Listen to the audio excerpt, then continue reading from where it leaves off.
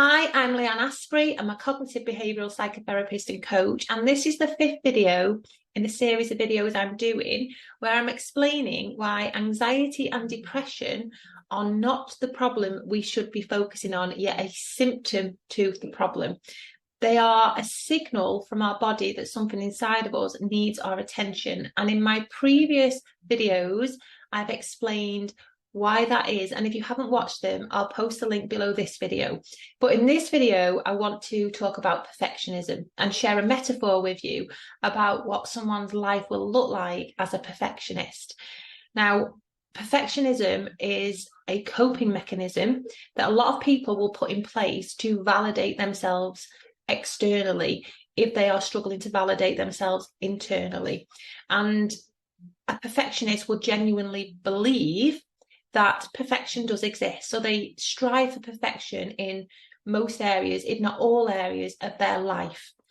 Now, I'm going to share a metaphor with you about what somebody's life as a perfectionist will look like, just to help you to understand the seriousness of it. Now, because the word perfect is something we all associate as being a good thing, sadly, perfectionism is not taken as seriously as it should be. Now, as a therapist and as an ex-perfectionist myself, I know that perfectionism is very, very difficult, and it not only leaves people feeling very unwell and can lead to burnout because of them constant high standards that we put on ourselves, but it kind of reinforces to us that we're not good enough. It kind of reinforces to us that the reason we're perfectionists in the first place is because we are not validating ourselves internally, and being a perfectionist actually reinforces the problem.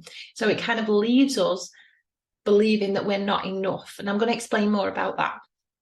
But first of all, I'm just going to share the metaphor. So I want you to imagine that you are running a 100-meter race, and you can see the finish line. So you start to run, and you are running and you are running, and that finish line is getting closer and closer. But as soon as you reach it, it moves another 100 meters. So you carry on running and you keep running, and you can see that finish line. But again, as soon as you reach it, it moves another 100 meters. But you won't give up because you're a perfectionist and you are striving for high standards. So you keep running and you keep running.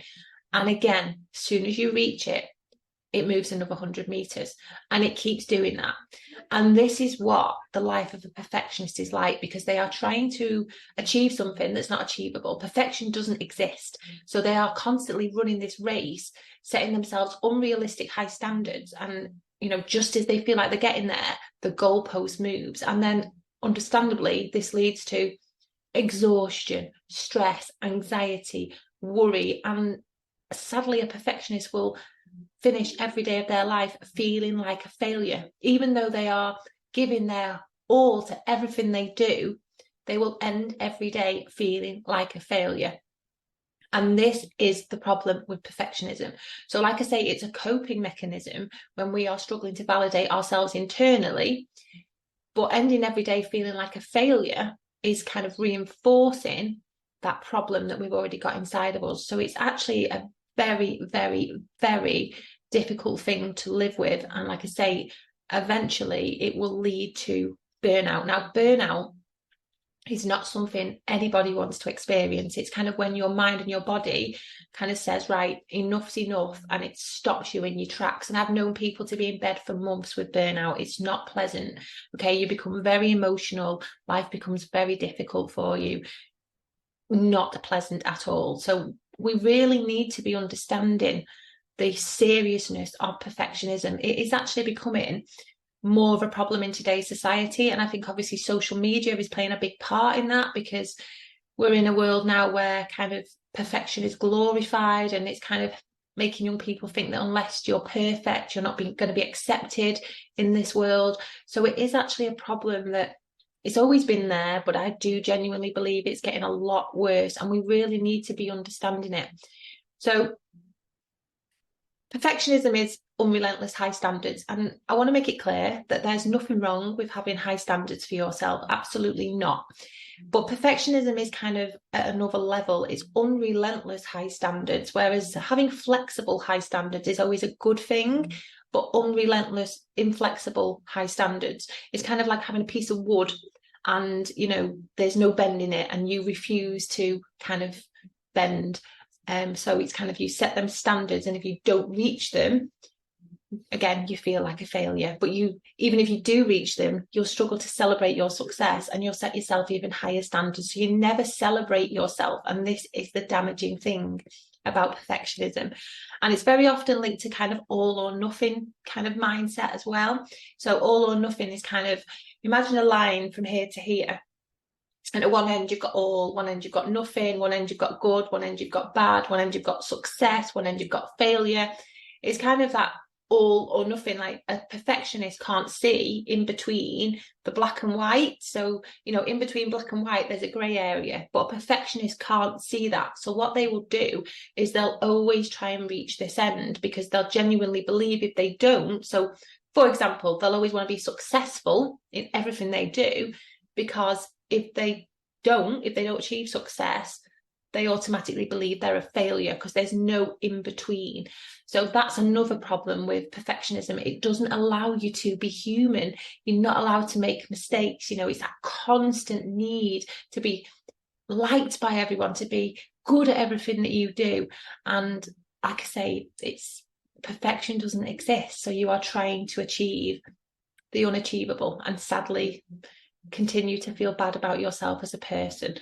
So this is a coping mechanism that people will not consciously, you know, perfectionism is not something that people choose to do consciously. It's kind of something that our brain will put in place to try and protect us from the difficulties that we're having inside of ourselves. So if you kind of lack self-worth, it's a natural human instinct to want to feel worthy. So if you don't feel worthy on the inside, you will try and kind of gain your worth from the outside with the way people view you and so on. But like I say, those behaviours will keep you feeling really bad about yourself. So they need to be understood, and they need to be removed. So when I work with somebody with perfectionism, obviously we want to look at the root cause of it in the first place. What is it that's going on inside of that person for them behaviours to be there in the first place? But also removing the perfectionist behaviours allows that person to see that actually it's okay not to be perfect. People still believe in me, people still like me, people still validate me. I don't need to strive for perfection to be accepted by people. But sadly, the perfectionist behaviours leave you believing that you do, and that's the big problem with perfectionism. So I really hope that's helped you to understand a bit more about perfectionism. And like I say, this is the 5th video in a series. So if you haven't watched the others, please do go and watch them. And I will be doing another series in the next few days. So if you want to see that one, please do like and subscribe, and you'll be notified when I post that video. So thank you for watching, and I'll see you in the next video.